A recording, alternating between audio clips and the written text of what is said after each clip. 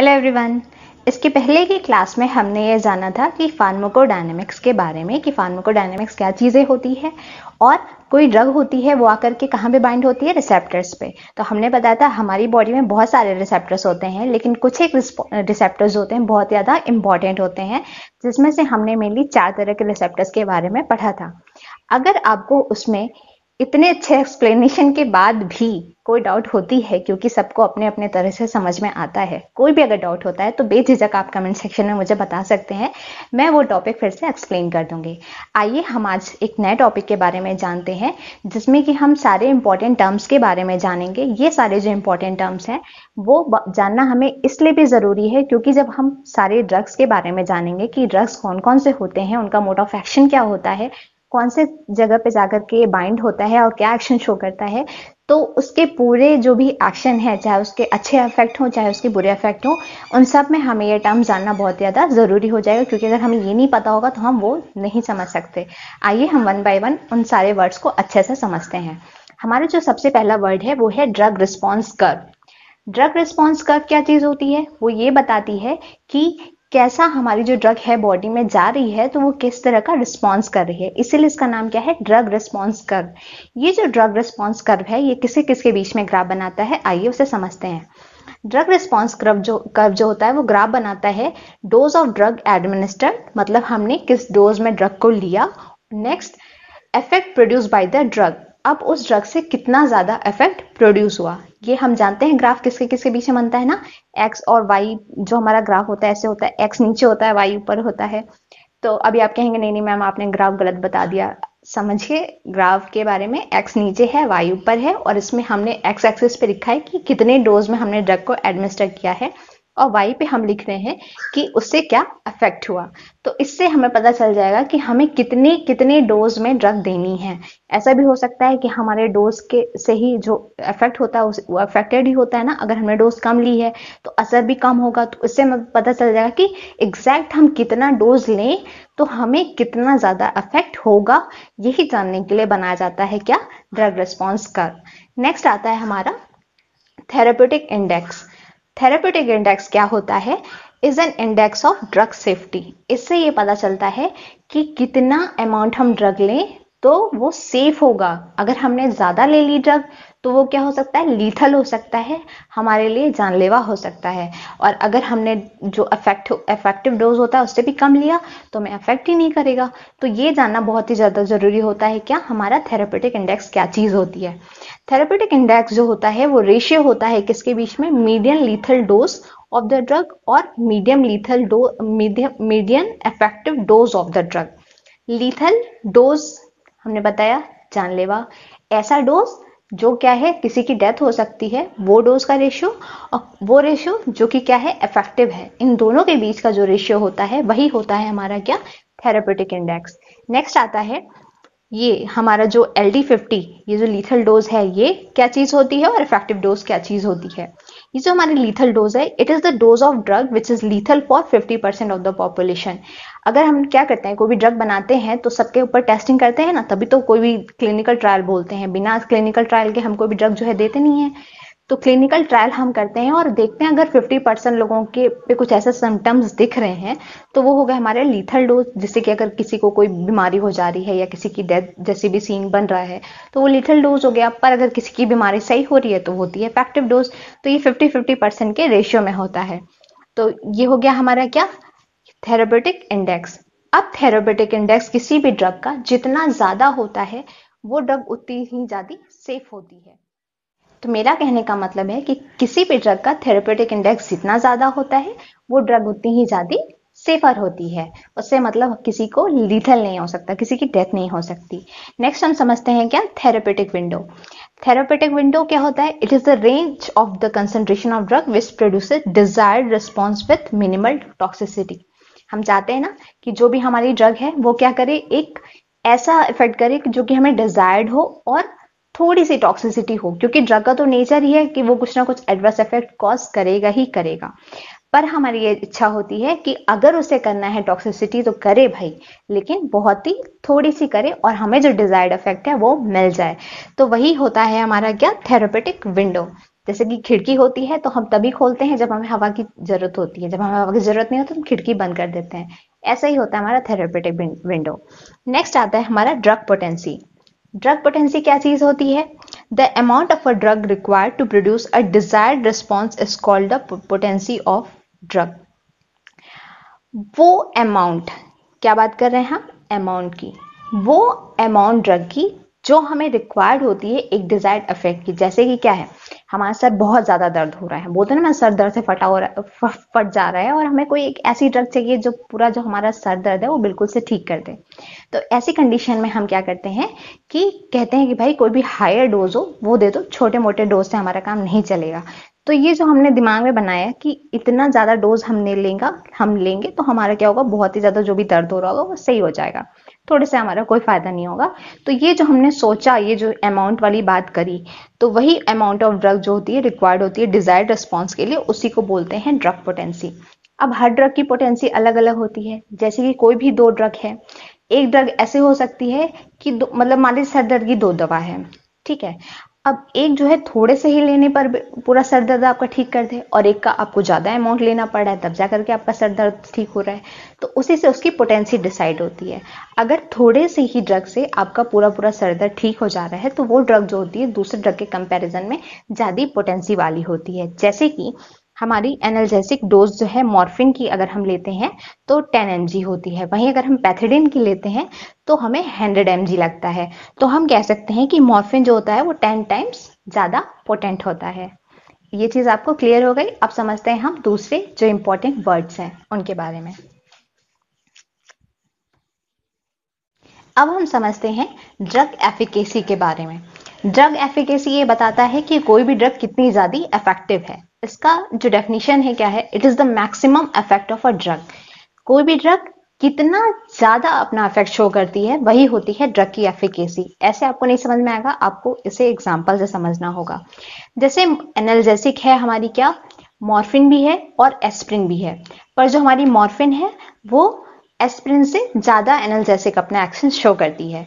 तो अगर बात की जाए एनाल्जेसिक अगर हमें देनी है किसी को तो हम मॉर्फिन भी दे सकते हैं और एस्प्रिन भी दे सकते हैं। पर अगर हम चाहते हैं कि सबसे ज्यादा हमें असर हो तो हम मॉर्फिन देते हैं, पर जनरली हम मॉर्फिन नहीं देते हैं, हम एस्प्रिन ही यूज करते हैं। वजह आप आगे आने वाली क्लासेस में जान जाएंगे। अब आता है हमारा combined effect of drug. Combined effect of drug, नाम से ही पता चल रहा है कि इसमें जो भी ड्रग दी जाएंगी वो किसी दूसरे ड्रग के साथ में दी जाएंगी। और इसमें हम ये देखते हैं कि दो बातें हो सकती हैं। पहली चीज ये हो सकती है कि हमने जो एक ड्रग ली उसके साथ जो दूसरी ड्रग ली उसने क्या किया, इसके इफेक्ट को या तो घटा दिया या बढ़ा दिया, या इसने इसके इफेक्ट को घटा दिया या बढ़ा दिया। दो चीजें हो सकती हैं। तो पहले हम अच्छी बातें करेंगे, पॉजिटिव बात करेंगे, जिसमें हम ये जानेंगे कि क्या है कि एक ड्रग दूसरे ड्रग के साथ जब दी जाती है तो वो क्या करती है, उसके इफेक्ट को इंक्रीज कर देती है। तो उसी में ही सबसे पहले आता है सिनर्जिज्म। सिनर्जिज्म क्या होता है, when the action of one drug is increased by the other. दूसरे ड्रग की एफिकेसी कैसे इंक्रीज हो गई, दूसरे के साथ लेने से ही। जैसे कि हमारा सबसे पहले आता है एडिटिव। सिनर्जिज्म के अंदर ही आता है एडिटिव। एडिटिव क्या होता है, सिंपल बस एड ऑन कर दिया जाता है।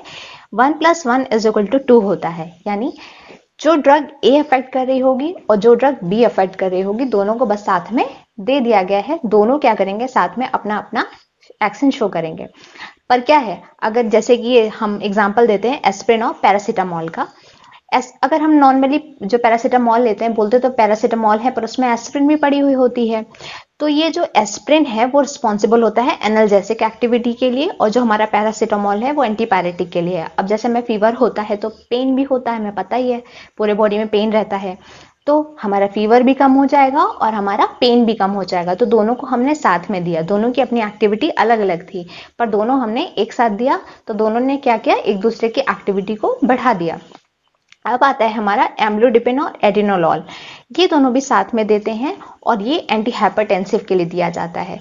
बस यही है A+B। इसका अलग इफेक्ट है एम्लोडिपिन का, एडिनोलॉल का अलग है, पर दोनों को साथ देने पर उसकी जो एक्शन होगा वो इंक्रीज हो जाएगा। अब आता है फेड्रिन और थियोफाइलिन। ये ब्रोंको डायलेटर्स होते हैं। ये सारी चीजें हम आपको बहुत ही डिटेल में पढ़ाने वाले हैं। जब हमें पढ़ना होगा कि कौन सी ड्रग होती हैं जो क्या करती हैं, डायलेशन का काम करती हैं। कई बार हमारी जो कैपिलरीज होती है वो कॉन्स्ट्रिक्ट हो जाती है, तो ब्लड का फ्लो अच्छे से नहीं हो पाता है। तो बहुत सारी ऐसी ड्रग्स होती हैं जो क्या करती हैं, उन कैपिलरीज को ओपन करवाती हैं। तो उन सारी चीजों के बारे में बहुत ही डिटेल में पढ़ने वाले हैं, इसके लिए आपको थोड़ा सा इंतजार करना पड़ेगा। नेक्स्ट आता है हमारा सुप्रा एडिटिव।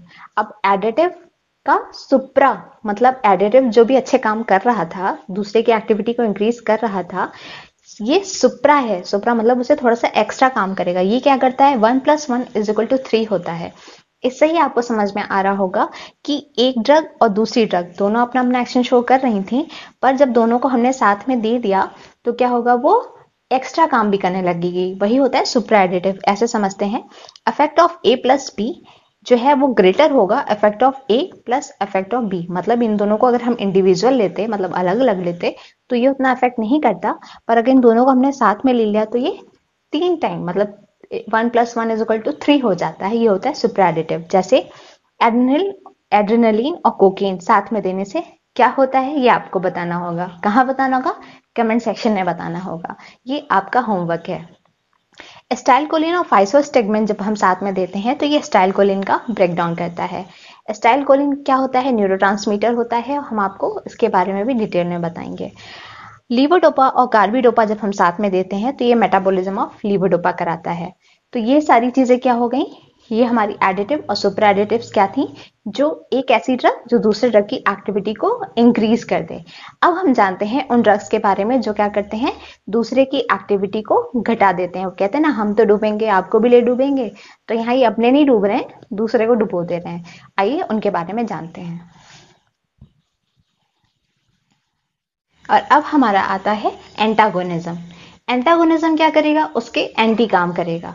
एंटी कैसे करेगा, जैसे कि अगर हम कोई ड्रग देते हैं, जैसे कि इफेक्ट ऑफ A+B, ये दोनों अगर साथ में मिलेंगे तो वो कम अफेक्ट करेंगे। किसके कंपैरिजन में, जब हम इन डोज को अलग अलग देते थे।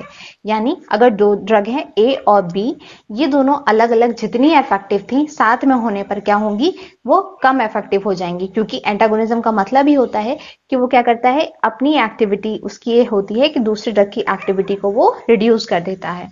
ये रिड्यूस 3-4 तरीके से कर सकता है। क्या है, फिजिकल, केमिकल, फिजियोलॉजिकल और रिसेप्टर एंटागोनिज्म।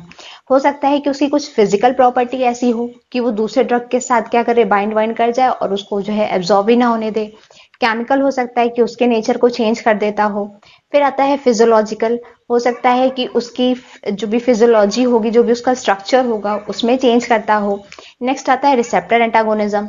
एंटागोनिज्म जानने से पहले हम जानते हैं कि दो चीजें होती है, एक होती है एगोनिस्ट, एक होती है एंटागोनिस्ट।